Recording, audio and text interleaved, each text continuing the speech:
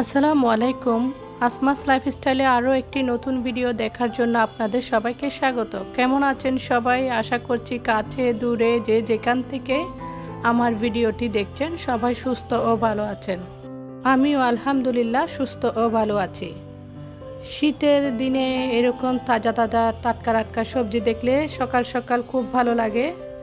এই তো বোনের বাসায় ক্ষেতের থেকে একদম টাটকা সবজি এনে দিয়ে গেছে আমার বোনের বাসুর।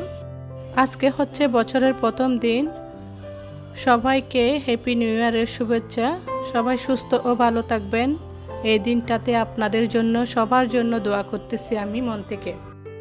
আজকে আমরা ঘুরতে যাচ্ছি ইকো পার্কে। তো আজকের দিনে নাকি ঘুরলে ভালো খাওয়া দাওয়া করলে বছরটা ভালোভাবে যায়, সেরকমটা মানুষ বলে আর কি, কিন্তু আল্লাহ ভালো জানে। আল্লাহ উত্তম পরিকল্পনাকারী। সকালে নাস্তা করে আমরা বের হয়ে গেছি ইকো পার্কে যাওয়ার উদ্দেশ্যে। বোনের বাড়ি থেকে এটা বেশ একটা দূরে না, দুপুরে খাবার দাবার বাইরে করব, সেজন্য একটু তাড়াতাড়ি বের হয়ে গেছি। শীতের দিন তো খুব অল্প সময় পাওয়া যায়, তাই একটু তাড়াতাড়ি বের হয়ে বিকেলে সন্ধ্যার দিকে যাতে বাসায় ফিরতে পারি। তো এরই মধ্যে আমরা চলে আসছি ইকো পার্কে। এই টিকিট কেটে ঢুকছি। টিকিটে মাত্র 20 টাকা, ব্যাট সহ 23 টাকা নিছে। আমি প্রথম আসছি ইকো পার্কে, আর কোনো দিন আসি নাই। বেড়ানোর জন্য মনে হয় আমাদের চট্টগ্রামেই সেরা। তো যেখানেই যাই আমার চট্টগ্রামের মতন বেড়ানোর জায়গাটা পাওয়া যায় না। আর ঢাকাতে তো যানজটের ভয়ে বের হতে ইচ্ছা হয় না। মাঝে মধ্যে হঠাৎ রেস্টুরেন্টে যাওয়া হয়, না হলে আর কোথাও বের হই না। তো চিটাগাঙে আসলে অনেক দিকে যাই। বাচ্চারা খুব এনজয় করতেছে। বাচ্চাদের অনেকগুলা রাইড বলতে দোলনা, তারপর স্লিপার এগুলাই আছে। তারপরে কিছু পশু পাখি আছে, এগুলাই এমনি নিরিবিলি পরিবেশটা খুব ভালো লাগছে আর কি।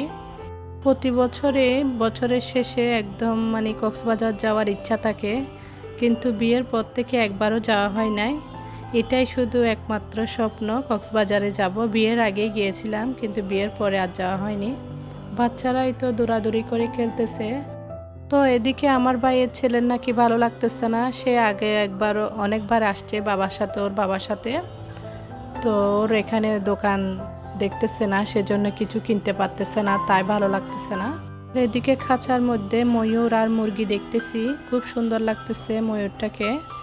আমার মেয়ে পশু পাখি দেখে খুব এনজয় করতেছে। ও আমাদের ব্যাগ নিয়ে ঘোরাঘুরি করতেছে। আর ছেলেরা এদিকে নামতে চাচ্ছিল। নিরিবিলি পরিবেশ, একদম অন্ধকার টাইপের লাগতেছে, আমার ভয়ও লাগতেছে, তাই ওদেরকে আর যেতে দিইনি। ওদেরকে চলে আসতে বলছিলাম। আর অনেকে মানা করতেছে এদিকে না যাওয়ার জন্য, তাই ভয়ে ওদেরকে আর যেতে দিইনি। তাই ওরা ওইদিকটাতে চলে আসছে। অন্যদিকে গিয়ে দেখলাম বড় একটা খাঁচার মতন। এখানে হয়তো বা কোনো পশু পাখি ছিল, এখন হয়তো বা বিলুপ্তির পথে, নয়তো বা নতুন কিছু পশু পাখি নিয়ে আসবে। তাই এই তো দেখেন যাওয়ার পথে আমার মেয়ে একটা রিক্সার মধ্যে বসে, ও ড্রাইভার হয়েছে, বলতেছে যাবেন ভাইয়া। তো ভাইয়াদেরকে বলতেছে ড্রাইভার হিসেবে। তো ওরাও বলতেছে মামা যাবেন আপনি, কত টাকা ভাড়া নেবেন, এগুলা বলে অনেক হাসাহাসি করতেছিলাম আমরা। তো যাওয়ার পথে একটা রেস্টুরেন্টে খাওয়া দাওয়া করলাম। নাস্তার সময় হয়ে গেছে, বাচ্চাদেরও অনেক ক্ষুধা লেগে গেছে, তাই ওদেরকে চাপ দিয়ে পরোটা দিলাম। আমরা ডাল সবজি দিয়ে পরোটা খেয়েছি, আর চা তো খেতে হবে। বেশ কিছুক্ষণ পর বাসায় চলে আসার পর রেস্ট নিয়েছি। আর রেস্ট নেওয়ার পর নিউ ইয়ার উপলক্ষে একটু বিরিয়ানি করতেছি।